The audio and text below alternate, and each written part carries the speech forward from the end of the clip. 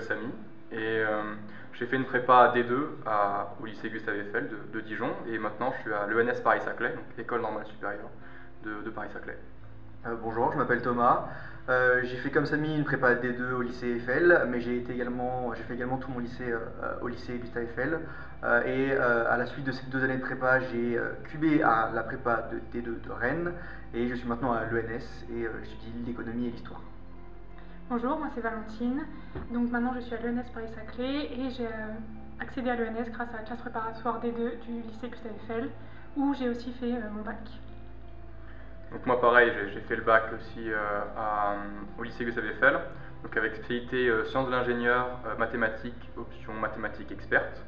Donc j'hésitais pas mal entre soit partir en D2, que j'ai découvert en cours de SES, et partir en PTSI, donc une prépa beaucoup plus scientifique et beaucoup plus axée sciences de l'ingénieur.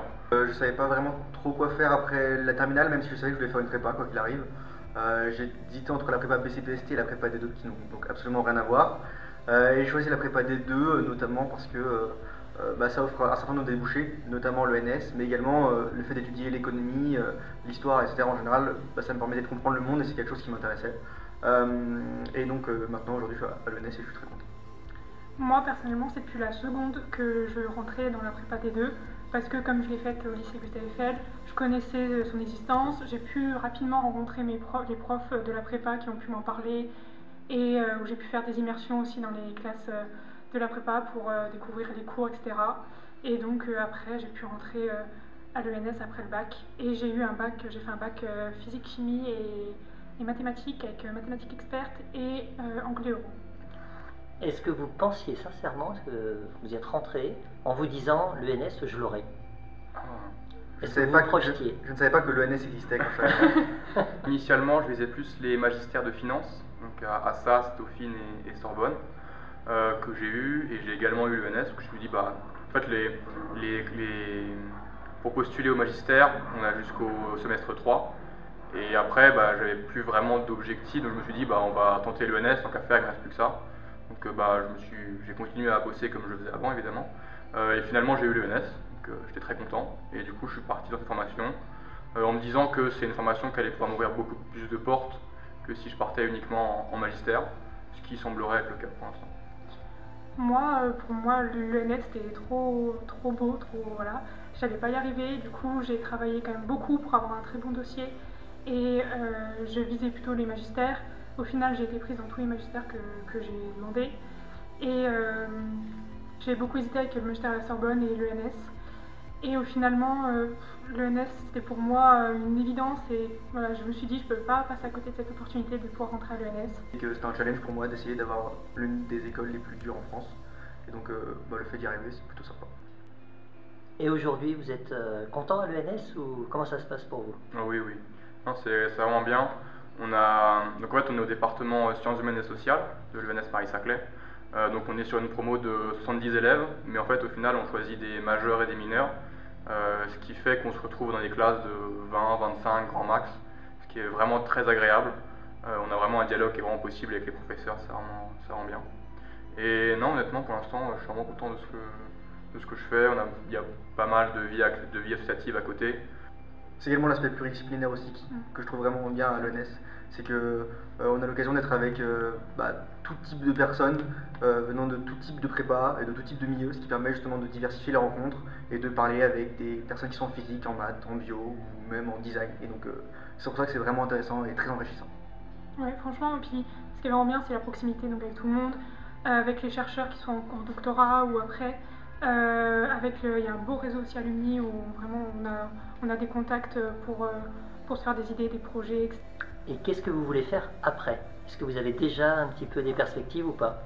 Alors moi je reste toujours un peu dans ma perspective finance on va dire, avec pour l'instant évidemment ça change toutes les 2 semaines à peu près, mais pour l'instant je viserais plutôt un double cursus avec HEC pour après partir en banque ou dans la finance en général je pense.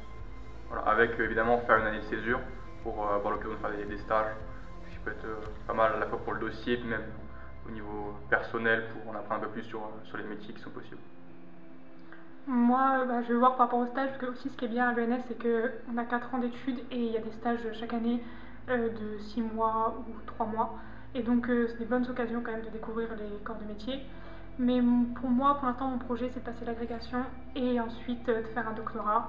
Ce serait notamment soit de la recherche en économie environnementale ou alors aller à l'ENSAI pour notamment travailler potentiellement en finance ou dans la fonction publique. Qu'est-ce que vous pourriez dire à des élèves qui sont en terminale et qui s'interrogent là sur ce qu'ils vont faire après le baccalauréat? Qu'est-ce que vous pourriez leur dire pour se décider face à la prépa, c'est-à-dire y aller ou ne pas y aller? Enfin, est-ce qu'il y a des choses qui vous paraissent importantes à savoir avant de choisir ce parcours-là?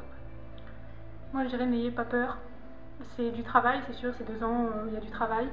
Mais vous êtes soutenus, vous avez quand même aussi avec les camarades, etc. Il y a une bonne cohésion qui se crée.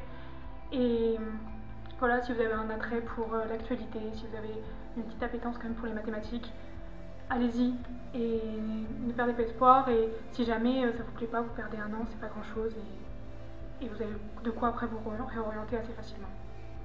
Oui, je pense que la prépa D2, c'est un assez bon compromis au niveau du choix, parce que ça nous offre beaucoup de possibilités, donc que ce soit l'ENS, les magistères, les écoles de commerce, ça ouvre plus de portes que ça n'enferme. Même si c'est du travail, vous allez apprendre beaucoup de choses, que ce soit au niveau des connaissances théoriques et pratiques, mais également sur vous-même, dans le sens où vous allez apprendre à vous connaître, à savoir comment travailler, comment être le plus efficace. Et je pense qu'on par la suite, après les 2 ans de prépa, on voit clairement une différence entre ceux qui ont fait une licence classique et ceux qui ont fait une prépa, au niveau de la capacité de travail, de l'autonomie, etc. Oui, et il y a aussi un certain nombre de clichés sur la prépa en général qui sont assez faux, notamment le fait qu'il y ait de la concurrence dans les classes. En général, c'est assez faux. Et comme l'a dit Samy, la prépa, ça permet d'avoir une certaine rigueur au final, et puis c'est que bénéfique. Et c'est que 2 ans, c'est très rapide, et après, vous allez kiffer. Pardon.